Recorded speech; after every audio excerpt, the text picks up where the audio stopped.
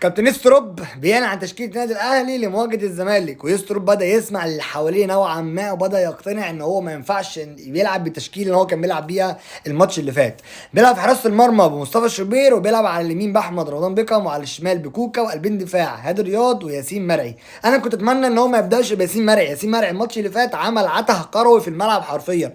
كنت اتمنى يلعب على اليمين باحمد عيد اهون لي 100 مره، يلعب على اليمين باحمد عيد ويلعب قلبين دفاع هادي رياض واحمد رمضان بيكم، وعلى الشمال يلعب بكوكا.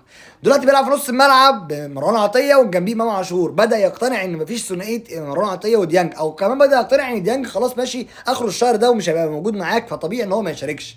وبيلعب قدامهم رقم 10 حسين الشحات، وبيلعب على اليمين بطاهر محمد طاهر، وعلى الشمال بتريزيجيه، وفي الامام بن شرقي. كل توفيق النادي الاهلي باذن الله يحققوا المكسب النهارده امام فريق كبير، فريق قتالي في الملعب ده.